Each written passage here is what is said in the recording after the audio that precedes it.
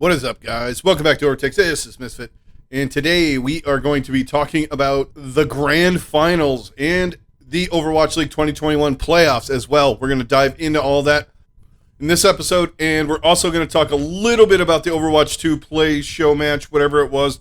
We're going to talk a little bit about that. We're going to dive more into that as the weeks go on here in the offseason, where we can kind of open up the forum, so to speak, on Overwatch 2 in the Overwatch League. And we talk a little bit about Overwatch 2 in general, and we're just going to talk a little bit about what we saw in that. We're going to talk more about the matches and all of the things that happened over last week. But first, before we get into that, I'd like to thank everybody for joining me. Thank you for all of your support all year long. It's been fantastic.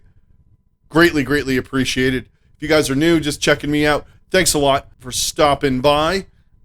I do Overwatch League content 2 to 3 times a week. Last week or so, I was on vacation and I was moving, so it was a little bit less. Unfortunately, it was during the playoffs and the finals, but normally I do 2 to 3 times a week, especially when we get into this off-season, the start of the off-season, when we have player movement and all that. We really don't know what to expect, except for things are going to be changing rapidly, and it's going to be hard to rate teams and all that coming up. Like, when you see the roster, you're like, okay, these are good players in Overwatch 1, or they're picking up contenders player, don't know how they're going to be. It's going to be very, very interesting, but we'll get into that as the weeks go on. But first, let's start talking about what happened in the playoffs and the grand finals.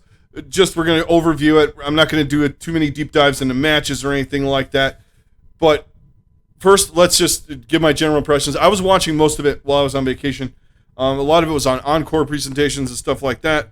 When I had downtime, and it was great. It was great seeing all of the desk people in the same area. It had a fun feel to it.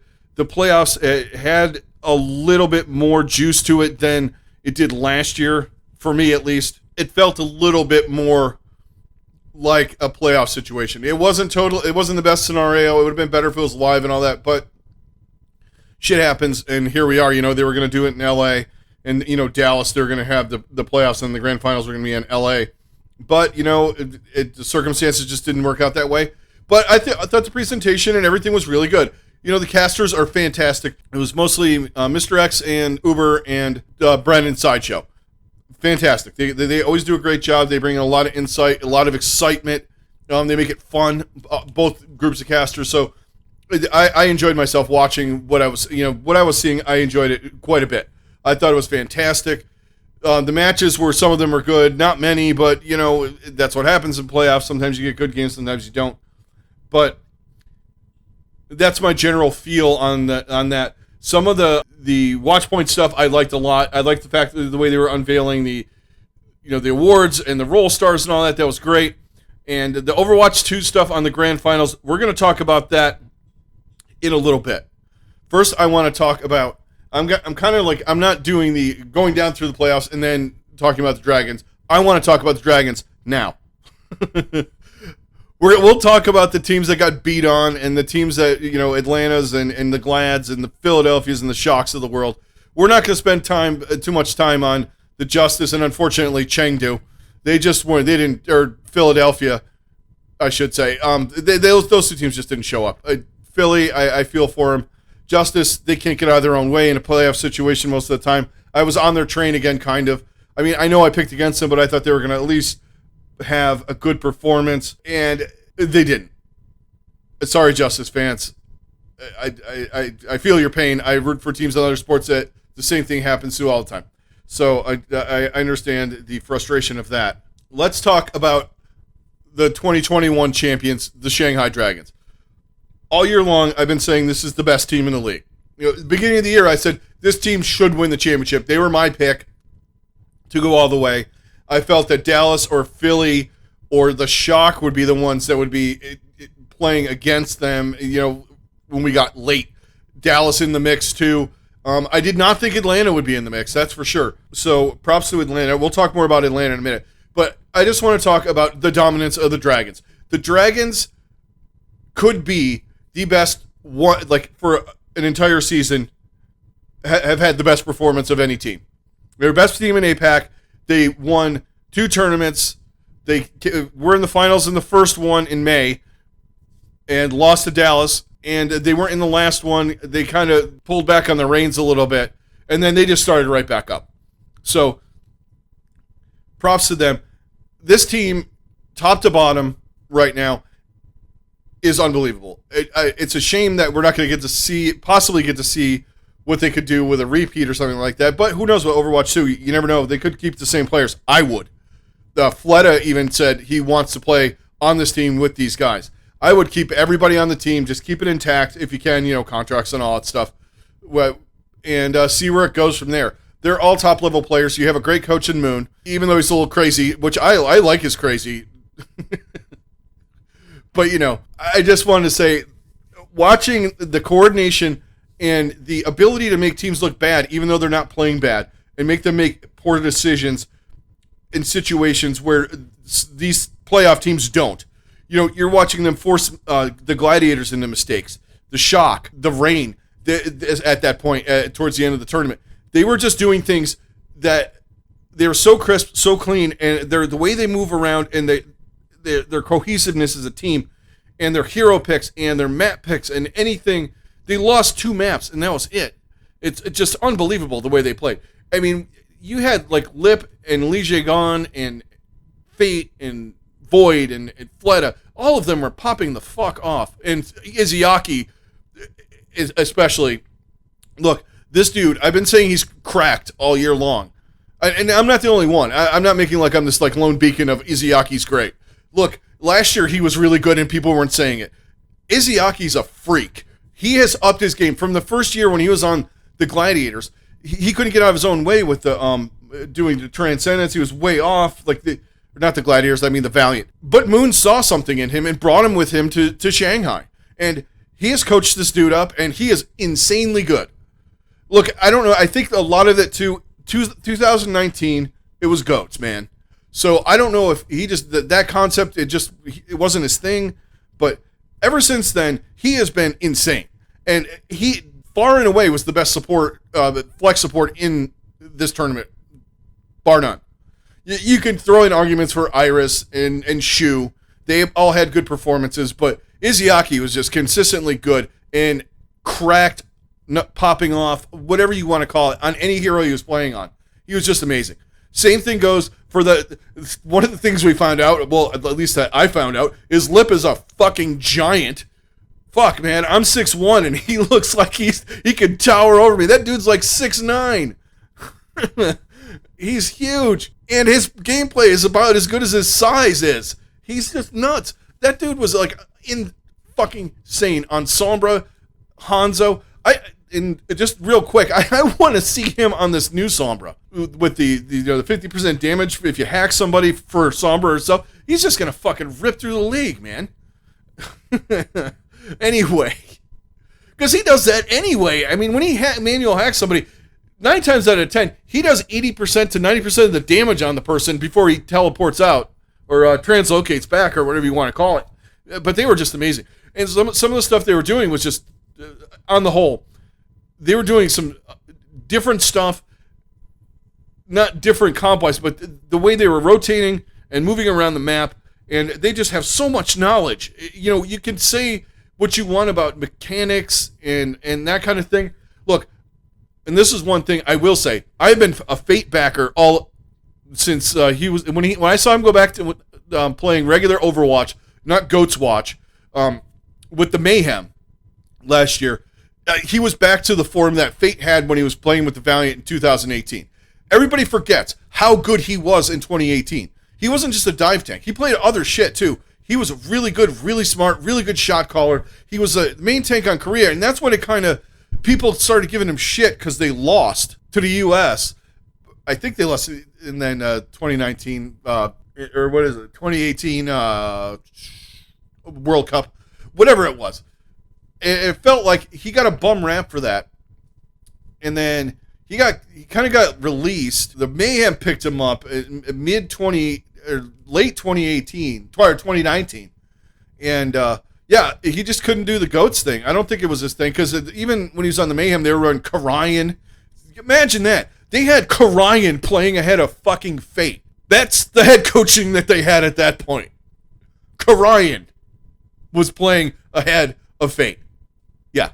But anyway, mayhem tragedies aside, this dude, he is, and Avast said this, I happened to be tuning in, I was new house painting stuff, and I had a Plat Chat on, and I totally agree with Avast and his take on Fate. He is one of the best tanks, if not the best tank in the league right now, on every hero. Not just Winston and Sigma, or Winston and Orisa, or Ryan and Orisa. He can play all of the main tanks in Overwatch 1 very, very good at a high level.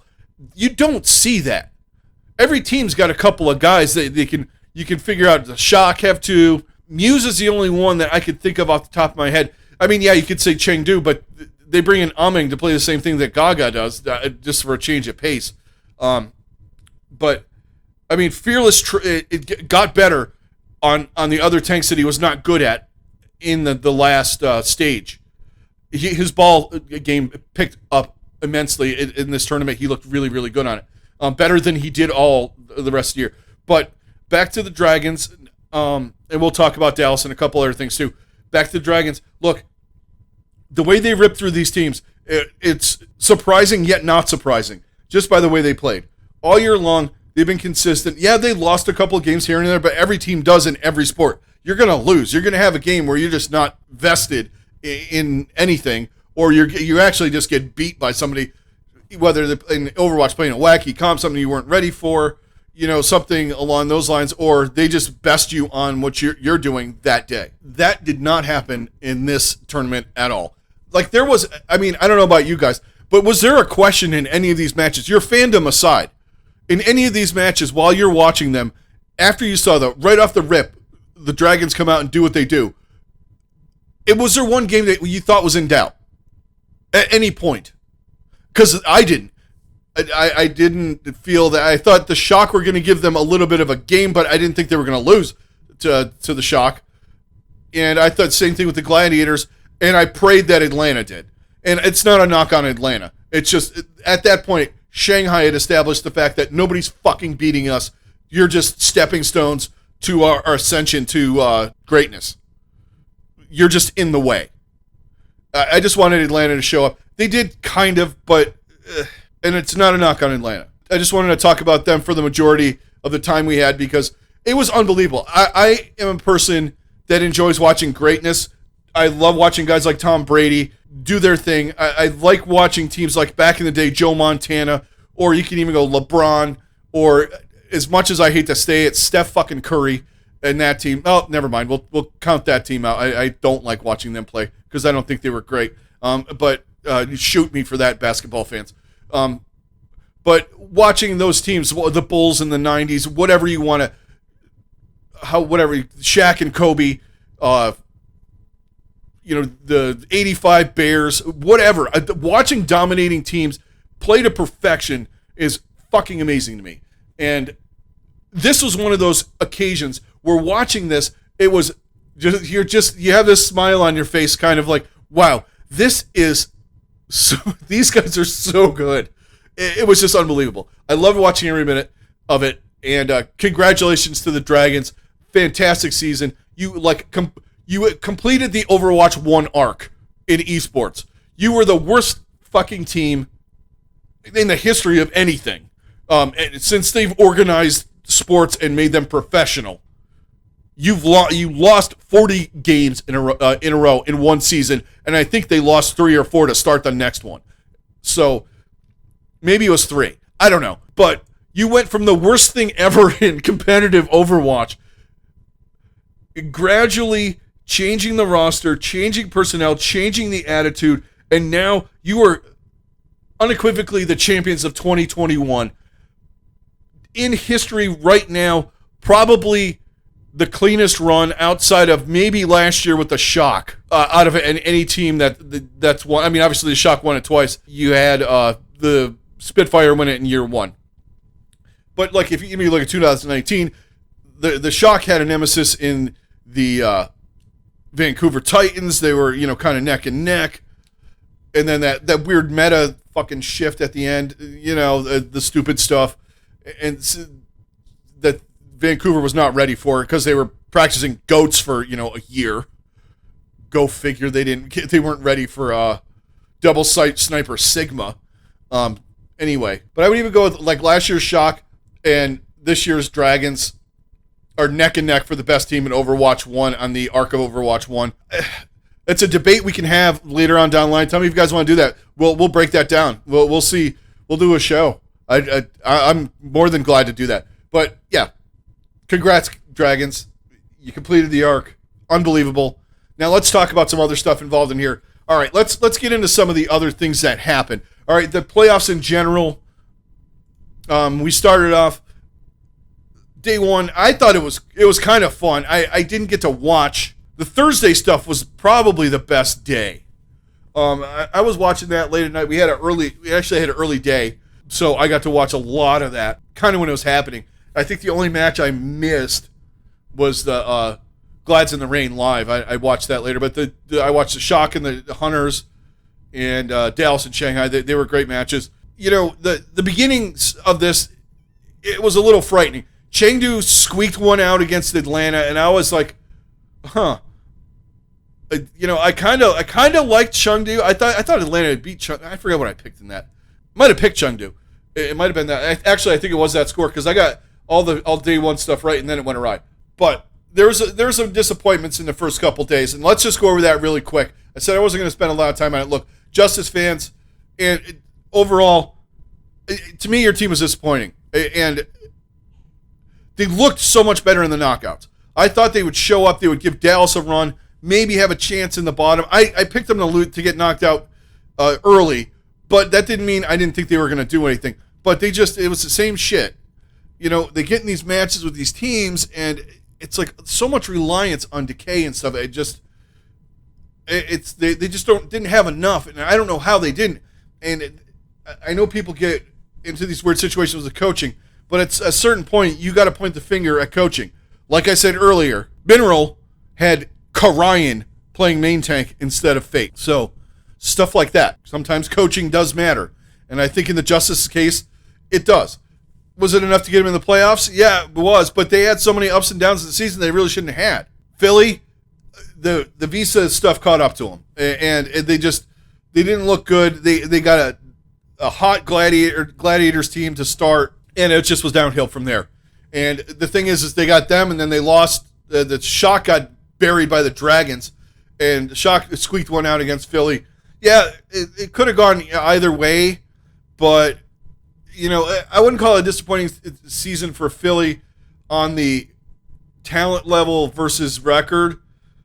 It was just a shit show of other circumstances that threw their whole season off. Excuses aside, I thought they should have showed up a little bit more in this one, but they didn't. Other teams did well in the second day, like I said, Thursday was great. That day we had a couple of 3-2s. We had Atlanta knocking the Gladiators out, who had lost to Shanghai the next day, the day before. Dallas rolled twice. They rolled Washington and rolled Chengdu, and it looked like it was a collision course, kind of like I thought was going to happen with them in Shanghai. But then, after the Shock squeaked one out and knocked Chengdu out, and Atlanta knocked the Gladiators out. Now, Atlanta starts going on a roll down here.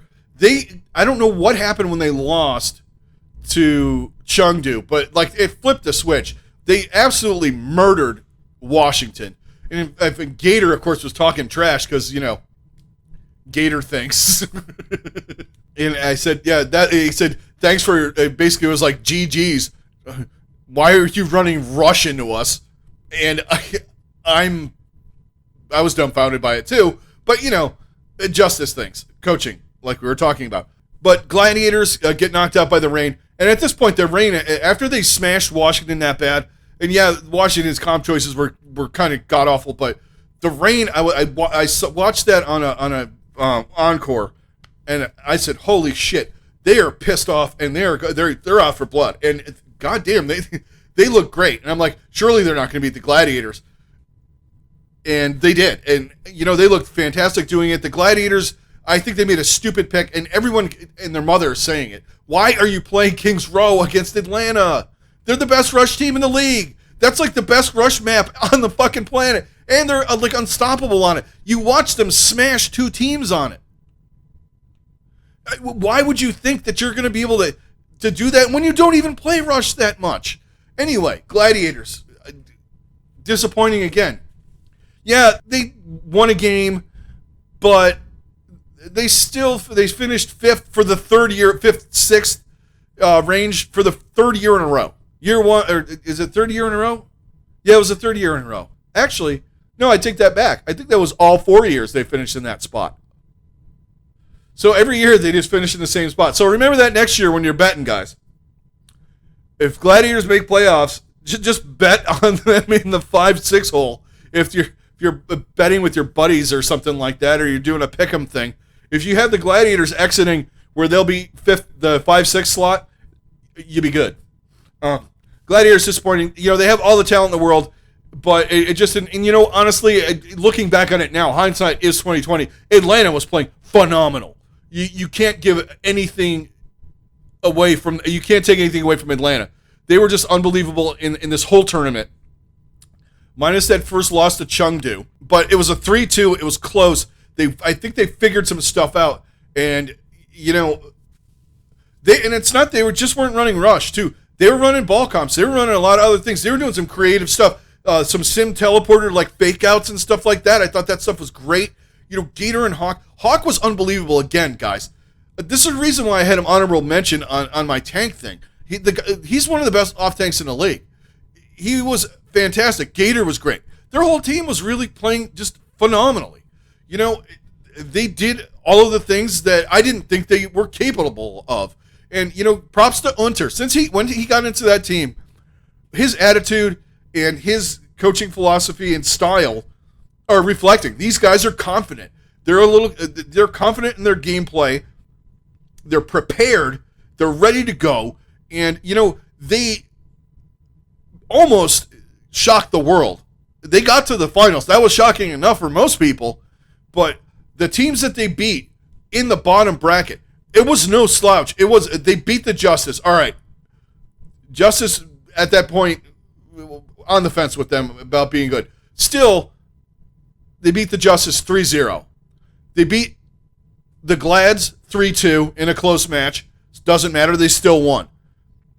They beat the Shock 3-1, and they beat Dallas 3-1. They beat 3 of the 4 best teams in NA. I mean, yeah, you have to do that to win championships, but it wasn't something I expected Atlanta to do. And they had great game plans in every one of their matches. They switched it up. They were playing phenomenally. Like I said, they were playing confident, cohesive.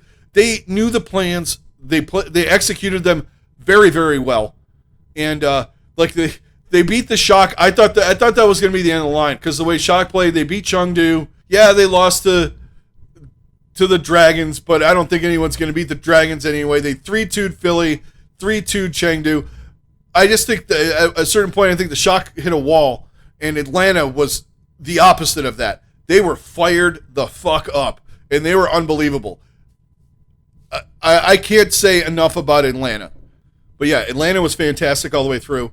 They got to the finals. I didn't expect it. No one expected it. I mean, they handed Dallas and San Francisco bad losses. They just went after them. I was very impressed by the way they played. And I haven't been on the Atlanta bandwagon, really. At the beginning of the year, I thought they were going to be middling with the Mayhem somewhere.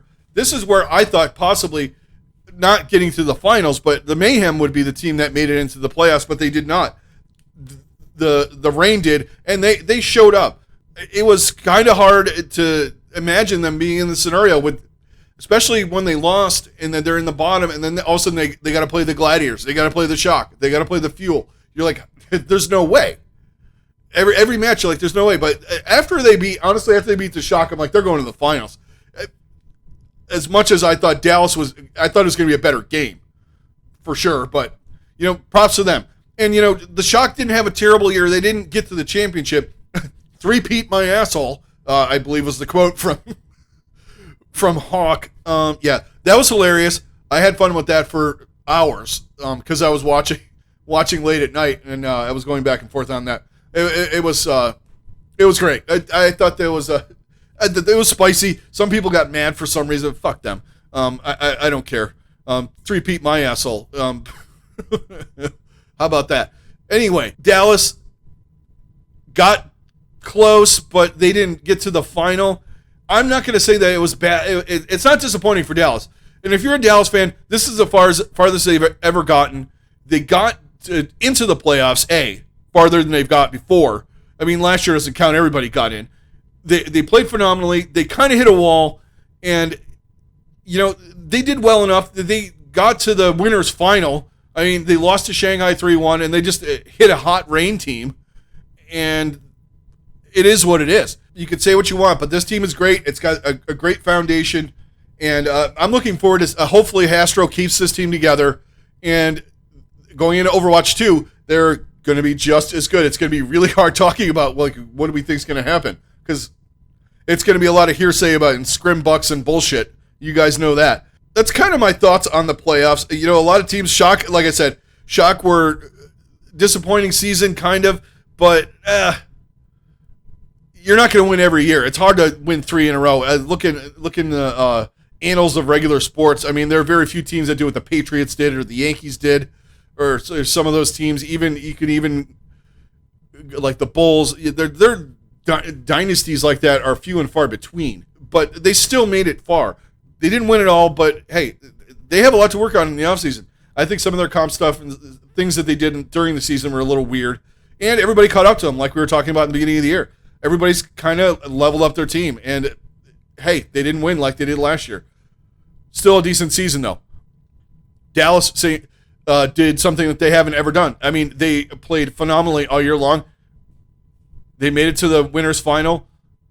They lost in the losers' final. And ultimately, they're the third-place team. I think that's a win if you're a Dallas fan. Yeah, you want the championship. Everybody wants the championship. But you got as close as any Dallas team has. So look forward to next year. And things being drastically different. But with some of these guys on this team, I think you guys are going to be good. Finals, like we talked about it quite extensively. Atlanta just got outmatched in this. Shanghai's a different animal. Atlanta, you can tell they were boomed. Now, here's some of the stuff I just want to talk about really quick. All right, the Overwatch 2 stuff. All right, the Sombra rework looked cool. I like how they integrated that a little bit into the pregame. I'm more about, in a championship match, I want the goods. I want the thing. But I understand it marketing-wise. You got a big audience, the whole thing. And you can get the audience bigger by getting the regular Overwatch, your normal Overwatch people that don't watch esports into it because they're doing the Bastion. I thought Bastion looked cool, the things they were doing with that. I like the rework on that. He needed it anyway.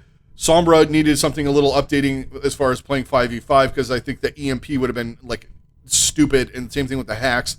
Changing all of that stuff was great. Now the show match in the middle of the finals, I don't know about that. It cut the momentum down, like watching it for me.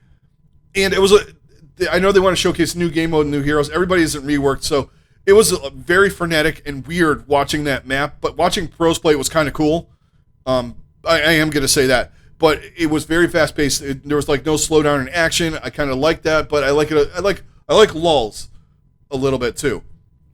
Like when you get in a map break or you hit a point and there's a moment of, all right, so going into point B, we're going to do this. Things like that. It's early on, like it's the first time we saw anybody play it. But it was still cool. I just didn't like the placement of it. But what are you going to do? It worked out. And Shanghai won the next map pretty handily anyway. They did the thing, with they did all the things. So they were playing on a stage in Shanghai, I guess.